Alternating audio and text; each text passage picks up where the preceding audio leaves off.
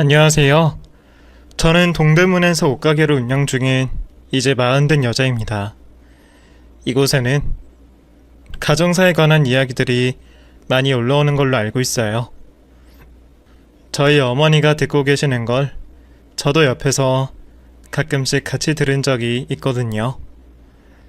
제가 지금은 친어머니와 둘이서만 살고 있지만 과거에는 결혼해서 가정을 꾸렸던 경험이 있습니다.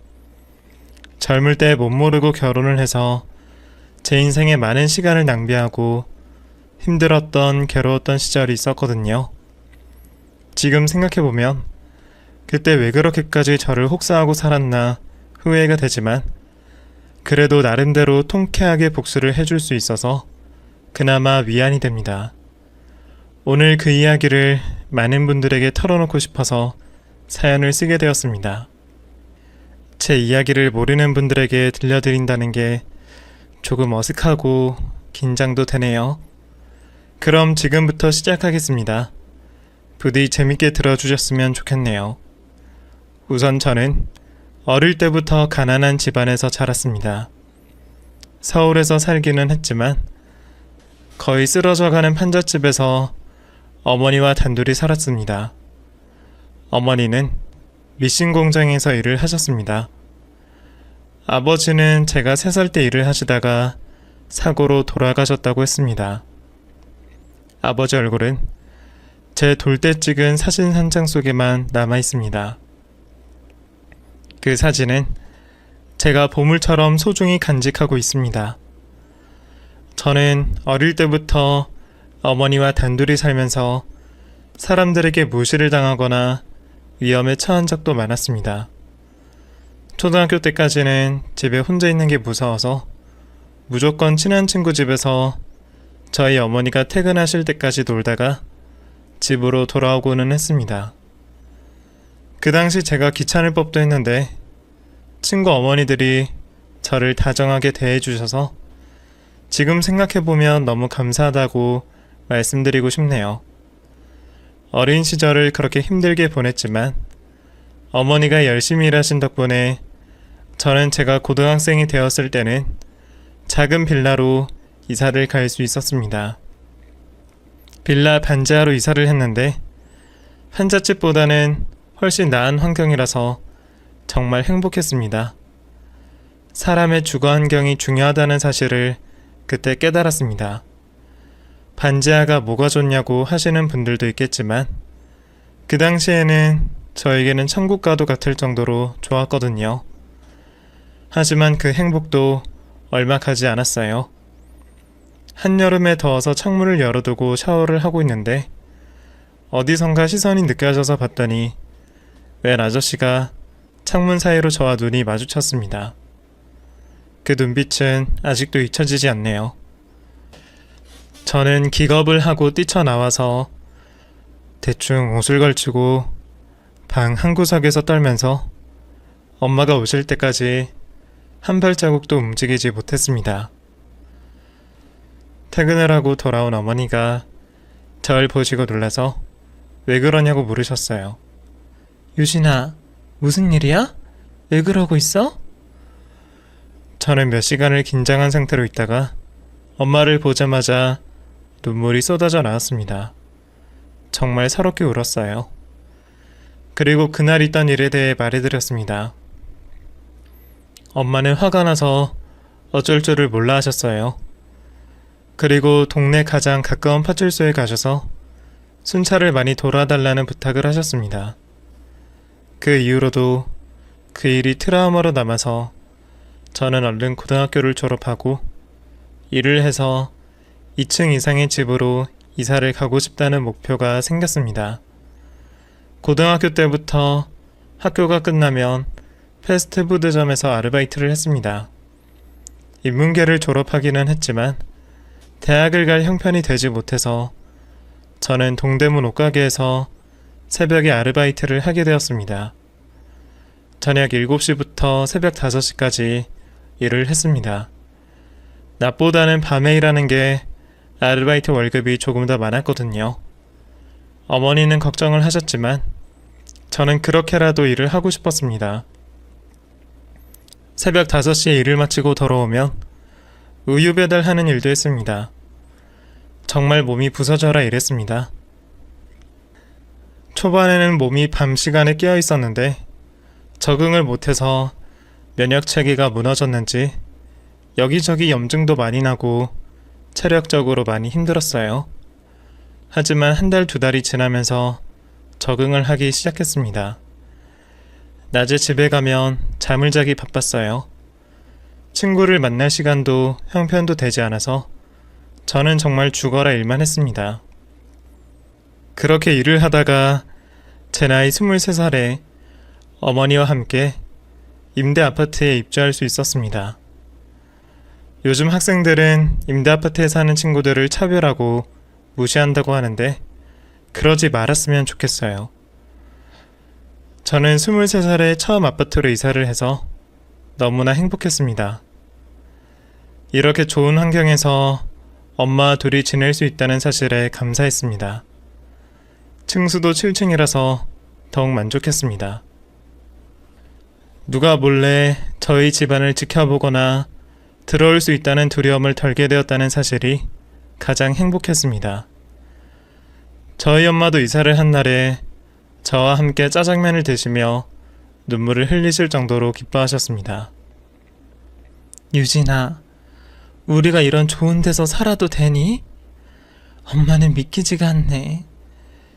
유진이가 똑똑하고 열심히 벌어서 이런 곳에서 살 수 있게 된 것 같아서 너무 고마워. 엄마 울어? 엄마 울지 마. 내가 앞으로 더 열심히 해서 엄마한테 효도해드릴게요. 이미 충분해. 나 하고 싶은 공부도 못 시켜주고 엄마가 미안해. 그렇게 말씀하시는 엄마를 끌어안고 엉엉 눈물을 흘렸습니다. 그러다가 멋쩍게 웃으며 다 불어터진 짜장면을 맛있게 먹었습니다. 새벽에 일을 하면 도매에서 사입을 해오는 삼촌분이 있었습니다. 저보다 15살은 많은 그분에게 친절하게 대해야 했습니다. 그런데 그 사입 삼촌이 저에게 추파를 던진 적이 있어요.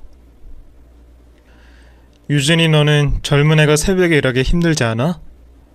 오늘 일 끝나고 우리 집 가서 밥 먹을래? 내가 맛있는 요리 해줄게. 아니에요. 저는 집 가서 밥 먹으면 돼요. 되게 튕기네. 우리 집 시원하고 좋아. 와서 샤워하고 같이 밥 먹자. 싫어요. 제가 싫다고 말해도 일주일에 한두 번씩 그런 이야기를 하며 저를 괴롭혔습니다.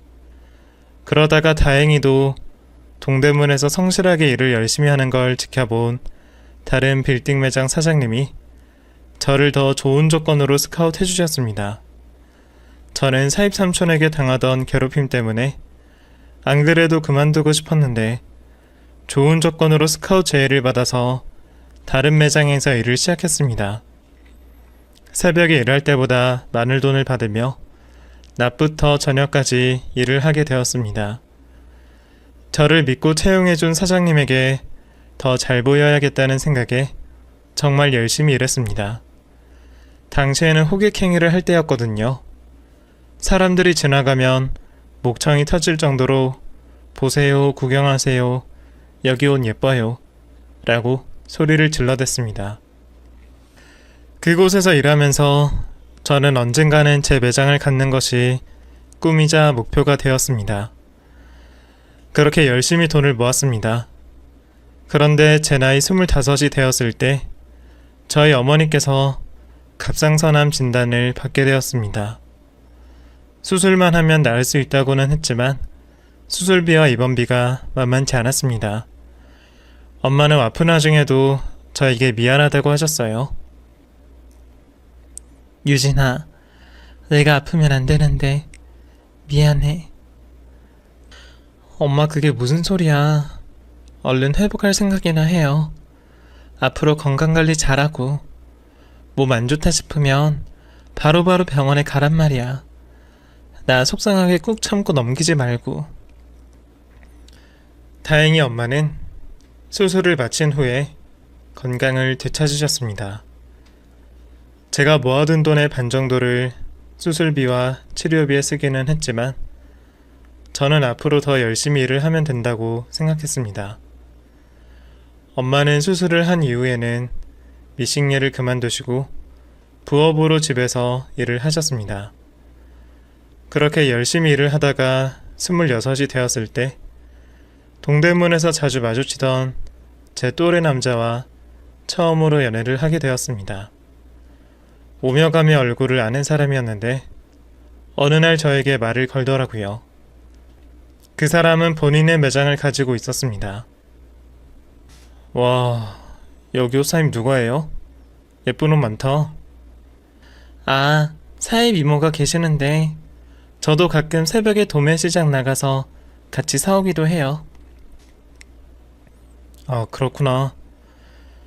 근데 우리 서로 얼굴은 아는데 이름도 나이도 모르네요. 이름이 뭐예요? 저는 김유진이라고 해요. 26살이고요. 와, 나랑 동갑이네. 저는 최성철이에요. 반가워요. 요즘 저희 매장 장사가 잘 안 되는데 오늘 마치고 시간 있어요? 저랑 얘기 좀 해요. 나이도 같은데 친하게 지내요. 그 사람은 키도 크고 듬직하게 생겨서 제 이상형에 가까웠습니다. 말투도 다정해서 마음에 들었습니다. 그래서 그 사람의 제안대로 일이 끝나고 같이 근처 생선구이 가게에 가서 식사를 했습니다. 밥을 먹으면서도 많은 대화를 나눴는데 카페에서 더 많은 이야기를 나눌 수 있었습니다. 그렇게 연락처를 주고받았습니다. 일할 때도 자주 받지만 일이 끝나고 나서도 연락을 주고받으면서 더욱더 가까운 사이가 되었습니다. 그 사람은 취미로 음악도 하고 있었습니다. 베이스 기타를 정말 멋있게 쳤습니다. 가끔씩 홍대에서 공연을 할 때 저를 부르기도 했습니다. 당시에는 공연을 하는 모습을 보면서 더 반하게 되었습니다. 하지만 겉보기에 멋있던 그 인간의 취미가 후에 제 발목을 붙드는 일이 될 줄은 몰랐네요. 아무튼 저희는 1년 반을 만났습니다. 중간에 헤어질 뻔한 위기가 있기도 했어요. 그 인간이 다른 여자와 바람을 피운 적이 있거든요. 노래를 부르는 여자였는데 남자친구가 바람을 피웠다는 사실을 알고 저는 헤어질 결심을 했었습니다.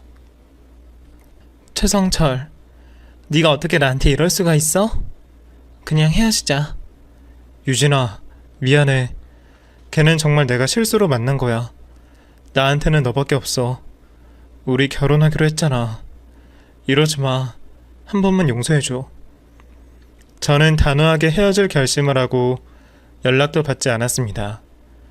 하지만 매일 저에게 연락하고 일하는 곳에 찾아와서 용서를 구하는 그 인간에게 마음이 약해졌습니다. 그때는 한 번 바람 피운 놈은 2번, 3번, 4번 계속 피울 수 있다는 사실을 미처 알지 못했습니다. 그놈의 정이 뭔지 한 번만 믿어주고 싶었어요. 그리고 남자친구의 청혼으로 인해서 결혼 준비를 하게 되었습니다. 남자친구는 저와 달리 아버지만 두고 있었습니다. 아버지와는 연락을 잘 하고 살지 않는다고 했어요. 결혼식은 약식으로 간단하게 진행했습니다. 남자친구는 월세집에서 혼자 살고 있었습니다. 저도 어머니 병원비다 뭐다 해서 돈이 많이 들었기 때문에 남자친구가 살던 집에 들어가서 신혼살림을 시작하기로 했습니다. 대신 제가 돈을 보태서 월세를 전세로 바꿔서 들어갔습니다. 그리고 결혼 후 남편이 운영하던 동대문 옷가게 매장에서 함께 일을 했습니다. 남편은 오후에는 밴드 활동을 해야 한다며 저에게 새벽 일을 맡겼습니다. 결혼을 하고 나서 더 남편의 얼굴을 보기가 힘들었습니다. 28에 결혼했기 때문에 아이도 조금 천천히 갖자고 합의를 봤습니다. 처음에는 결혼하고 나서 제가 꿈에 그리던 옷가게를 운영할 수 있게 되었다는 게 정말 기뻤어요. 물론 남편 것이기는 했지만 저는 최선을 다해서 열심히 일을 하고 돈을 모을 생각이었습니다.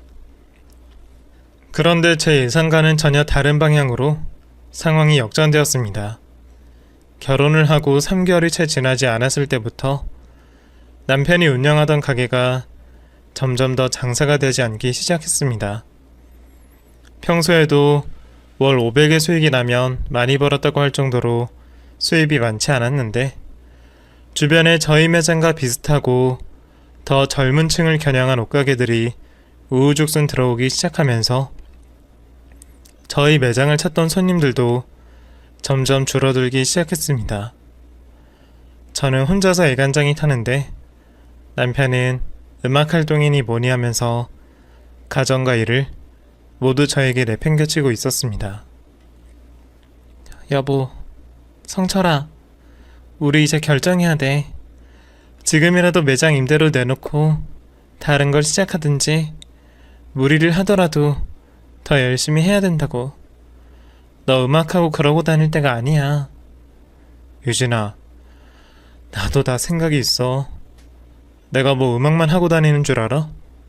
우리 매장 빼고 카센터 사업 시작하자. 뭐? 웬 난데없이 카센터야? 너 뭐 할 줄 아는 거 있어?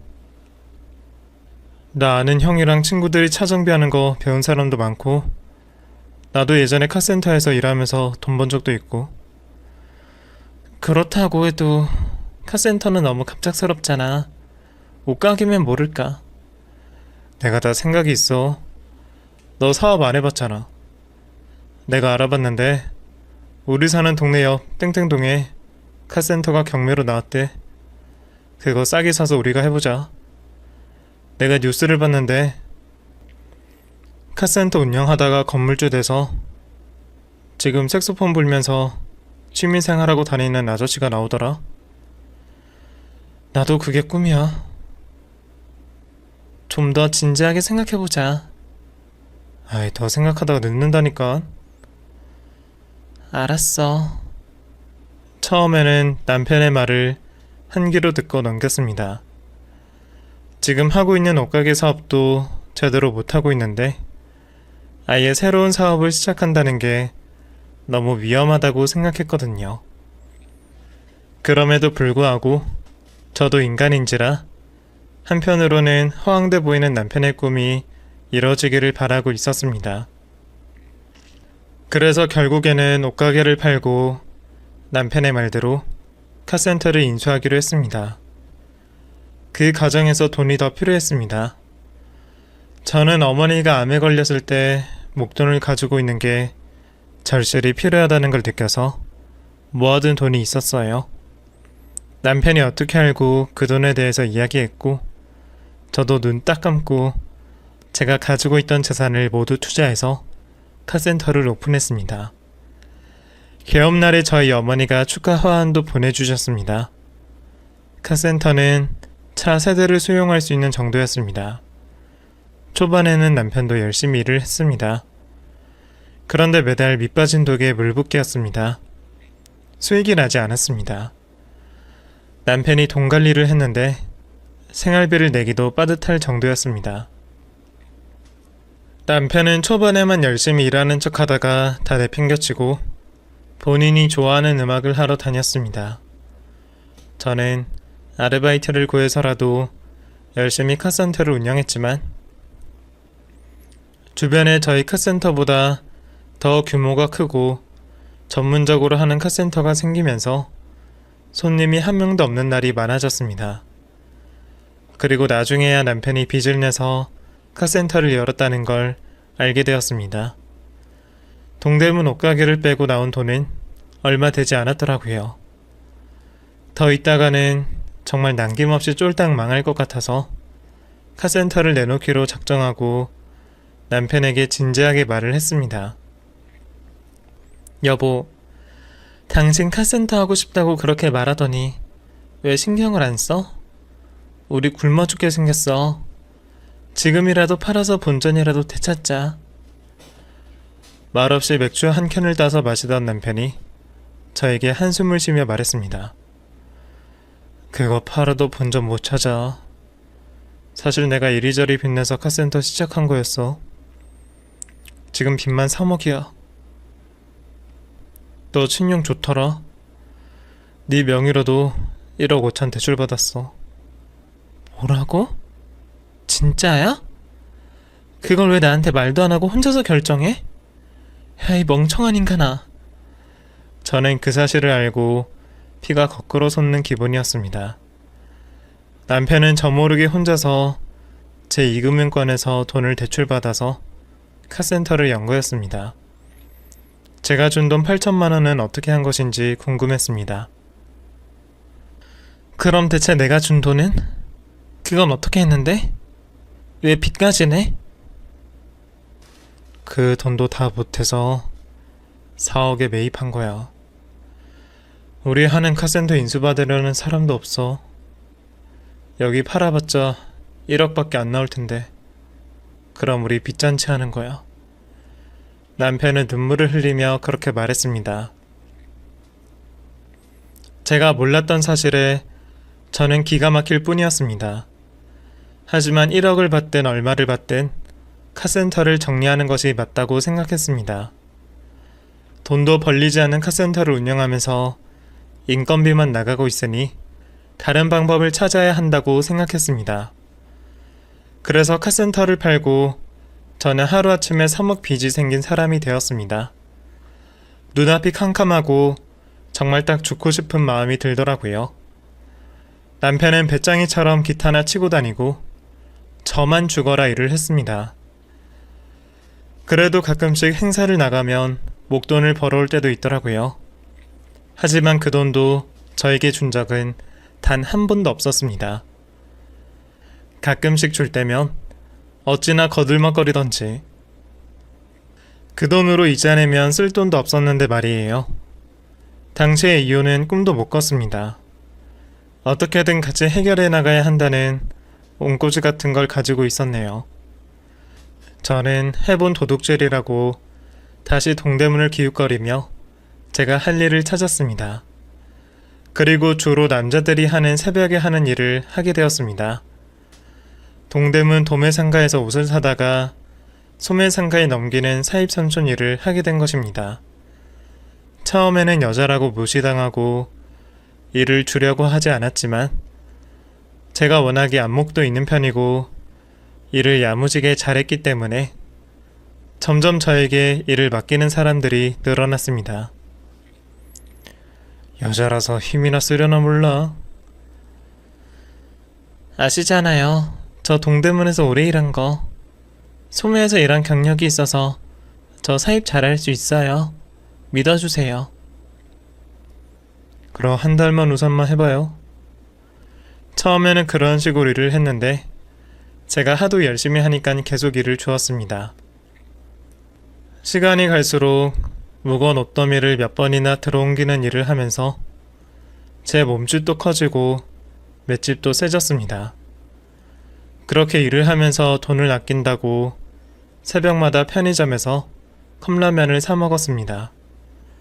편의점 알바와 친분이 생겨서 유통기한이 지난 삼각김밥을 주기도 했습니다. 저는 부끄러운 것도 몰랐어요. 주면 주는 대로 다 먹었습니다. 먹어야 힘을 쓸 수가 있었거든요. 그리고 낮에 집에 가서는 2시간 정도 잠을 자고 일어나서 식당 설거지 아르바이트도 했습니다.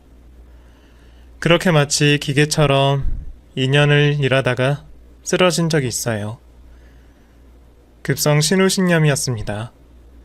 그때 남편에 대한 원망을 다 쏟아냈습니다. 성철아, 너 언제까지 음악한다고 그러고 다닐래? 우리도 이제 30대야. 나 혼자 빚 갚는 거 너무 힘들고 지쳐. 그냥 우리 이혼할래? 나도 엄마한테 용돈 드리면서 효도하고 살고 싶어. 명절이나 돼야 겨우 인사 가고 이렇게 살고 싶지 않아. 그렇게 말하는데 눈물도 나오지 않더라고요.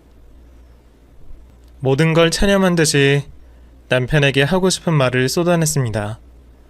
그러자 남편은 저를 보며 울면서 말했어요. 규진아, 나도 너 고생하는 거 알아. 미안해. 나도 너랑 결혼해서 잘 살고 싶은 마음에 그런 거잖아. 이혼 같은 이야기는 꺼내지도 마라. 나 너 없으면 그냥 죽는 게 나아. 그때는 정말 남편이 저를 사랑하고 필요로 해서 그렇게 말하는 줄 알았습니다. 그런데 지금 와서 생각해보면 협박이나 다름없었어요. 요즘 가스라이팅이라는 말 많이들 하시죠? 그 당시에 저도 모르게 남편에게 가스라이팅을 당하고 있었던 겁니다.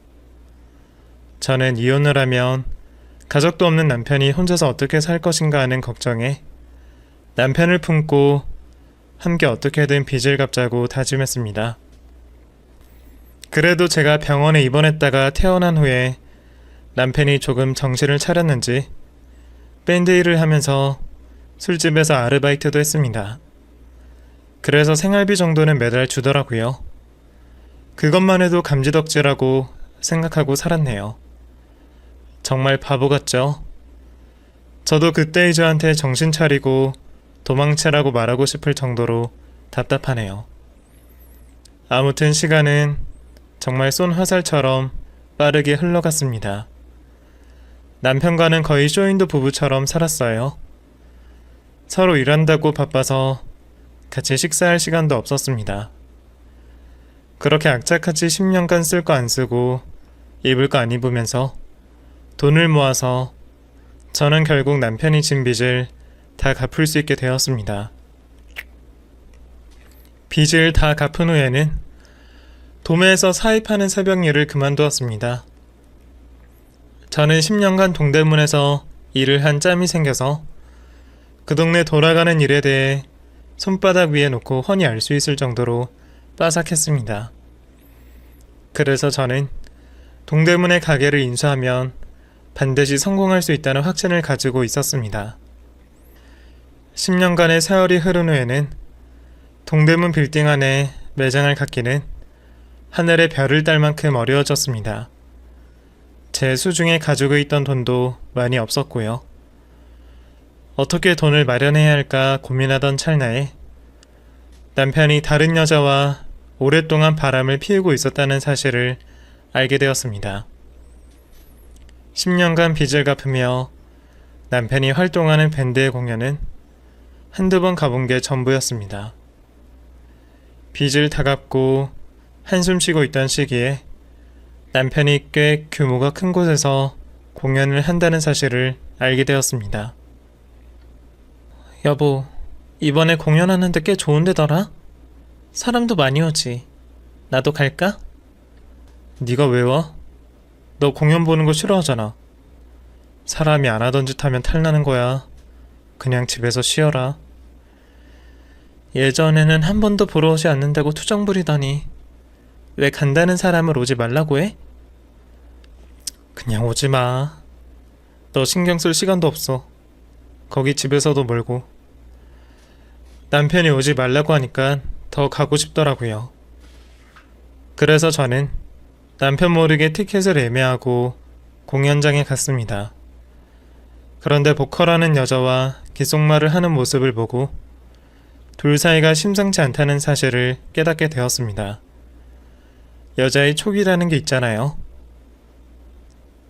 저도 눈칫밥 먹으면서 일한 경험도 있고 사람도 많이 만나서 척 보면 척이었습니다. 그래서 공연이 끝난 후에 남편의 뒤를 몰래 밟았습니다. 아니나 다를까 그 여자와 둘이서 모텔방으로 들어가더라고요. 비록 빚을 갚느라 바빠서 호적이만 부부였지 쇼윈도 부부 생활을 하기는 했지만 남편이 벌려놓은 일을 수습하려고 10년의 세월이 한순간에 물거품이 되는 기분이었습니다. 배신감에 구역질이 날 정도였습니다. 집으로 돌아가서 저는 남편이 쓰던 컴퓨터를 열어서 비밀번호를 알아낸 후에 카카오톡 메신저에 들어가 봤습니다. 남편이 그 여자와 나눈 밀담과 사진들이 수두룩하게 나오더라고요. 처음에는 심장이 너무 뛰고 손이 떨려서 제대로 대화 내용을 보지 못했습니다. 그걸 제 메일로 다 보내두었어요. 몇 시간 동안 못하는 술을 마시다가 겨우 제 메일로 보내둔 남편과 상간녀의 대화 내용을 차근히 살펴봤습니다. 그런데 남편은 저와 이혼을 하고 그 여자와 재혼을 할 거라는 이야기를 해뒀더라고요. 그 여자도 본인이 5년 동안 내연녀로 살았던 세월을 보상받기 위해서 빨리 이혼을 하라고 독촉을 하는 상황이었습니다. 저 모르게 남편이 저와 이혼하고 상간녀와 재혼을 꿈꾸고 있었다는 사실에 2차로 충격을 받았습니다. 저는 배신감에 온몸이 부들부들 떨려왔습니다. 그리고 정신을 차린 후에는 이혼 소송을 해서 위자료를 받을까 생각을 했습니다. 그래서 검색을 해봤는데 그래봤자 위자료를 얼마 받지 못하겠더라고요. 제 10년의 세월을 보상받기에는 충분치 않은 돈이었습니다. 그것만 받기는 억울한 생각이 들었습니다. 그래서 어떻게 할까 계획을 짜다가 남편의 인감도장과 운전면허증을 들고 나갔습니다. 그리고 무주택자 임대대출이라는 게 있더라고요. 그것부터 시작해서 대출받을 수 있는 곳에서 돈을 싹싹 끌어모아서 남편 명의로 5억 대출을 받았습니다. 그리고 그 돈 중의 일부를 바로 동대문의 옷가게를 매입하는 데 썼습니다. 당시에 정말 기가 막힌 타이밍으로 저에게 평소 알고 지내던 사장님으로부터 가게를 인수받을 생각이 있냐는 연락을 받았거든요. 유진씨, 혹시 우리 가게 인수할 생각 있어? 유진씨랑 10년 가까이 일해서 내가 유진씨한테 싸게 넘기고 싶은데 나는 우리 아들 유학 때문에 장사 그만하려고 이미 건물도 한 채 있고 어때? 돈 좀 모아뒀지? 그 제안을 저는 덥석 물었습니다. 그럼요. 제가 인수할게요. 오늘 당장 계약할 수 있어요? 오늘? 그래? 어차피 장사하는 지 일주일 됐는데 바로 계약하면 좋지. 그럼 이따가 찾아뵐게요. 저는 대출받은 돈 2억으로 가게 자리를 인수받았습니다. 그 자리가 장사가 잘 되던 곳이고 인테리어도 그냥 해주는 거라서 그 돈이면 싸게 인수받은 것이었습니다. 그리고 저는 남은 3억으로 어머니가 사시던 집을 빼고 새로 개발된 지역에 어머니 명의로 된 작은 아파트를 매입할 수 있었습니다.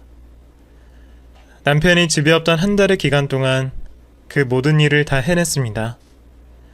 아직 이혼을 하지 않고 부부로 되어 있어서 그렇게 할 수 있었습니다. 한 달이 조금 지난 후에 집으로 돌아온 남편은 아니나 다를까 저에게 진지하게 할 말이 있다고 하더라고요. 유진아, 우리 이제 빚도 다 갚았고 서로 각자의 삶을 사는 게 어떠니? 그 말을 듣고 저는 있는 힘껏 남편의 뺨을 내리쳤습니다. 야, 왜 때리고 그래? 말로 해. 너 몸짓 좀 봐라. 네가 여자냐? 너 웬만한 남자보다 더 힘세. 내가 어쩌다가 이렇게 됐는데 각자의 삶? 너 빚 갚는데 이런 한 푼 보태준 적 있어? 그 돈 갚느라 10년 동안 내가 삼시세끼 라면만 먹어가면서 몸이 부서져라 이랬는데 이제 와서 뭐? 볼일 다 봤다 이거야? 아 그래. 솔직히 우리 호적이만 부부였지. 거의 남이 다름없잖아. 빚도 다 갚았는데 이제 내 삶 살아야지. 왜? 어디 여자라도 생겼니? 그 밴드 보컬하는 여자? 제가 그렇게 말하자 남편이 눈을 동그랗게 뜨고 놀란 토끼처럼 저를 쳐다보면서 말했습니다. 네가 그걸 어떻게 알았어? 다 아는 수가 있어. 나랑 이혼하고 그 여자랑 재혼하게? 그래, 이미 알았다니까 더 말하기 편하네. 그 여자 의사 집안 딸이야. 아버지가 유명한 치과의사 원장이고 그 여자랑 살면 내 인생 앞으로 탄탄대로야. 너랑 이렇게 구질구질하게 살 일도 없다고. 그래, 알았어. 이혼 서류 줘. 도장 찍어줄게. 제가 침착하게 그렇게 말하자 잠시 당황해하더니 미리 준비한 이혼 서류를 제 앞에 내밀더군요. 여기, 오다가 구청 들려서 가져왔어. 잘했네. 재혼은 언제 하니? 너랑 이혼하고 나서 곧바로 할 거야. 걱정 마. 그래, 잘 살아. 저는 웃으면서 바로 이혼 서류에 도장을 찍어줬습니다. 그리고 같이 구청에 가서 이혼 서류를 제출했습니다. 그리고 한 달간의 숙려 기간 동안 남편은 상간녀와의 재혼 준비를 시작했습니다. 저는 남편과 살던 곳에 있던 제 짐을 다 빼서 제 친정엄마 명의로 사둔 아파트로 옮겨두었습니다. 그리고 제가 인수한 가게에 옷을 사입하고 열심히 일을 하며 돈을 벌었습니다. 워낙 장사가 잘 되던 자리라서 제가 인수하자마자 손님들이 문정성시를 이뤘습니다. 그렇게 한 달이 지난 후에 월 순수익이 1,000만 원에 가깝더라고요. 이대로라면 정말 금방 돈을 모을 수 있겠구나 생각하면서 기뻤습니다. 그리고 한 달이 지나서 숙려 기간도 끝이 나고 남편과는 완전히 남남이 되었습니다. 그리고 남편이 결혼식을 치렀다는 이야기를 건너 듣게 되었습니다. 저와 이혼하기를 기다렸다는 듯이 정말 빠르게 재혼을 했더라고요. 오히려 저는 그렇게 된 것에 대해 감사할 지경이었지만요. 그렇게 이혼하고 2달이 지났을 때였습니다. 남편이 저에게 전화를 걸었습니다. 이제야 올 게 왔구나 하는 생각이 들어서 웃으며 전화를 받았습니다. 유진아, 너 어디야? 나랑 좀 만나자. 나 바빠. 근데 오늘은 가게 쉬는 날이라서 마침 시간이 되네. 어디서 만날래? 우리 예전에 자주 갔던 카페에서 만나. 나 지금 너무 혼란스럽거든. 일단 만나서 얘기하자. 그래, 알았어. 저는 바로 전 남편이 말한 카페로 갔습니다. 수척해진 얼굴로 저를 보자마자 손을 흔들더라고요. 저는 남편의 맞은편에 앉아서 할 말이 뭐냐고 물었습니다. 너 재혼했다며? 전철을 이렇게 만나도 되는 거야? 유진아, 이게 어떻게 된 일이야? 너 빚 다 갚은 거 아니었어? 왜 나한테 빚이 5억이나 돼? 아휴, 멍청한 인간아. 이제 알았니? 내가 너 바람 피우는 것도 알고 나랑 이혼하려는 것도 미리 알아서 너 명의로 5억 대출 받아서 다 썼어. 그래도 되잖아. 내가 10년을 고생해서 네 빚 다 갚아줬는데 그만큼 보상은 받아야지. 유진아, 야 김유진. 너 나랑 이혼해서 나 그 빚에 대해서 아무런 책임이 없어. 알지? 재혼한 와이프가 그렇게 부자라며? 걔한테 빚 갚아달라고 하면 되겠네. 걔한테는 껌값일 거 아니야. 제가 그렇게 말하자 전 남편이 예상치도 못한 행동을 했습니다.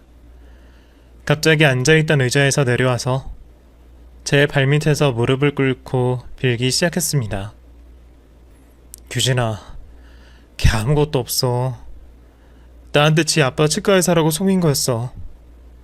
걔도 부모 없고 나처럼 고아야. 나 너랑 살던 전셋집밖에 남은 게 없어. 나 다시 받아주면 안 돼? 너처럼 생활력 강한 여자를 버리고 내가 무슨 짓을 한 건지 나도 내가 이해가 안 가. 나 진짜로 정신 차렸거든. 제발 나 다시 받아줘라. 그 5억 빚도 다시 돌려놓고. 제가 아직도 전 남편에게 넘어갈 만큼 순수하다고 생각하는 건지 전 남편은 예전에 하던 대로 저에게 울면서 빌었습니다. 하지만 저는 이미 나이도 들었고 전 남편의 실체를 다 깨닫게 된 이유였습니다. 그 말에 순순히 넘어갈 제가 아니었습니다. 어디서 걔가 요란하게 짖네. 뭐 말 같은 말을 해야 대화가 통하지. 야, 너 나랑 이혼하자마자 재혼하고 지금 새 와이프랑 산지 얼마나 됐다고 이러냐? 내가 아직도 네 빚 갚아주던 바보 천치인 줄 알아? 이제라도 배짱이짓 그만하고 어디 가서 자격증이라도 따서 기술 배워서 돈 벌 생각해. 알겠어? 너 나랑 살면서 하고 싶은 일 마음껏 하고 행복했잖아. 이제라도 고생이 뭔지 알아야지. 유진아, 그 빚 네가 진 거잖아. 네가 해결해. 그 빚이 왜 내가 진 거야? 너 거야. 네 명의로 된 빚이라니까? 그럼 그 돈 네가 갚아야지. 정신 차려. 네 와이프한테 다 불어버리기 전에. 저는 그렇게 말하고 자리를 뜨려고 했습니다. 그런데 전 남편이 제 바지가랑이를 붙잡고 놔줄 생각을 하지 않더라고요. 아시다시피 제가 맷집이 정말 세거든요. 발을 들어서 전 남편의 가슴을 팍 밀어버렸습니다. 그랬더니 킥킥거리며 나가 자빠지더라고요. 그 모습을 보니 10년 묵은 체정이 확 가라앉는 느낌이었습니다. 가스 활명수를 10통 먹은 느낌이랄까요? 정말 개운하더라고요. 그날 이후로도 저에게 연락을 하고 제가 일하던 매장으로 찾아와서 저를 괴롭혔습니다. 화를 내기도 하고 빌기도 하고 난리 부르스를 치더라고요. 그러거나 말거나 모르는 척 했습니다. 하지만 매장에서 영업하는 데 방해가 되더라고요. 그래서 저는 결국 경찰에 접근금지 신청을 했습니다. 전남편 놈은 깡이 센 놈은 아니라서 경찰의 명령이 떨어지자 제 앞에 코빼기도 보이지 않았습니다. 저는 열심히 일에 매달렸습니다. 워낙 도매업체들과의 안면도 두터워서 좋은 가격에 좋은 옷을 구입하기도 쉬웠습니다. 초반에는 새벽에도 일을 나가서 도매상가를 돌며 옷을 사입했거든요. 그러면서 제 마음에 드는 도매업체를 발견해서 그곳에서 자주 옷을 구매하며 제 또래의 사장님과 이런저런 대화도 많이 나누게 되었습니다. 사장님, 이거 깔별로 주세요. 유진씨, 요즘 장사 잘 돼요? 덕분에 잘 되고 있어요. 항상 감사해요. 감사하긴요. 유진씨, 언제까지 이렇게 새벽에도 일할 거예요? 건강 좀 챙기세요. 사장님도 저만치 않은 것 같던데요. 사장님도 건강 챙기세요. 그렇게 자주 인사를 하다가 쉬는 날에 그 사람에게서 만나자고 연락이 왔습니다. 만나자고 해서 거절하기도 애매하고 심심하기도 해서 만나기로 했습니다. 그날 그 사람이 저 모르게 먼저 호텔 스파를 예약해 뒀더라고요. 호캉스라고 하잖아요. 그런 걸 30대 후반이 되고 나서야 처음 경험해봤습니다. 스파를 다 마치고 레스토랑에서 식사를 하면서 그 사람이 저에게 고백을 했습니다. 제가 유진씨보다 나이는 한 살 많지만 저는 유진씨처럼 존경할 만한 사람이 이상형이거든요. 유진씨, 저랑 연애할래요? 근데 저는 사실 이혼한 경험도 있고 요즘에 그게 무슨 흠이 되나요? 저도 들어서 알고 있어요. 유진씨 전남편 때문에 엄청 고생했다는 것도 알고요. 그냥 우리 친구처럼 가볍게 만나봐요. 내가 뭐 당장 결혼하자는 것도 아니고. 그 사람이 그렇게 호쾌하게 이야기를 해줘서 너무 고마웠습니다. 저는 그 사람과 연애를 하게 되었습니다. 연애를 하면서부터는 일과 일상생활을 분리해서 제 취미도 갖게 되고 삶이 더 풍성해졌습니다. 그 사람은 저희 어머니도 잘 챙겨주고 있습니다. 한 달에 한 번씩은 꼭 저희 어머니와 그 사람의 어머니와 함께 여행을 가고 있습니다. 저희 어머니와 지금 제 남자친구의 어머니가 마침 동갑에 고향도 같은 분들이라서 서로 정말 잘 통하시더라고요.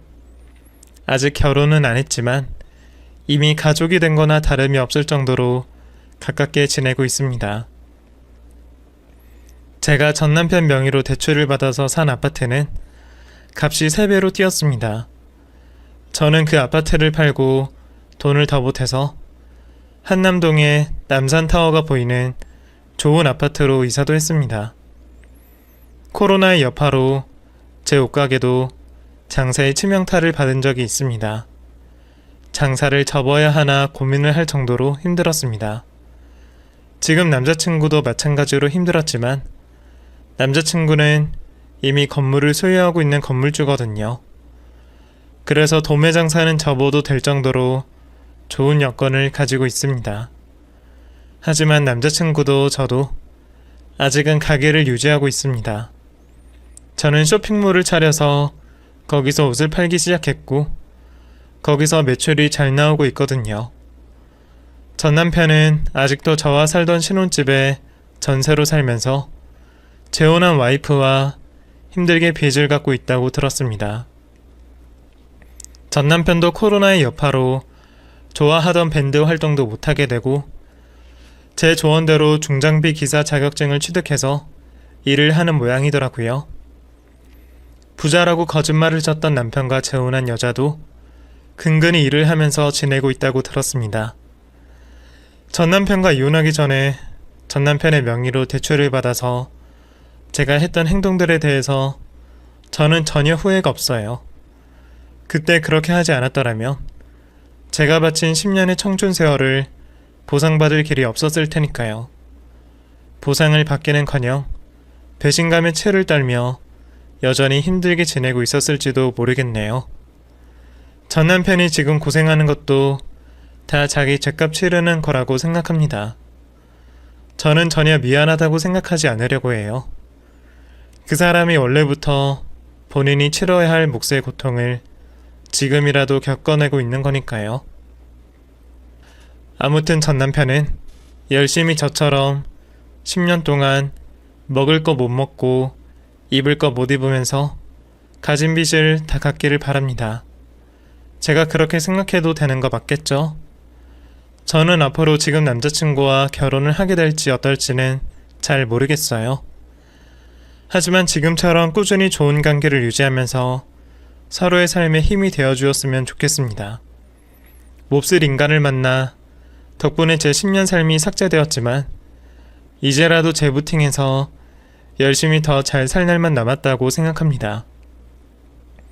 여러분, 제가 오늘 해드리고 싶었던 제 이야기는 여기까지예요. 앞으로의 제 삶들도 응원해 주실 수 있으실까요? 제 사연 들어주신 여러분의 삶도 항상 행복하고 건강하시기를 바랍니다. 사연 들어주셔서 감사합니다.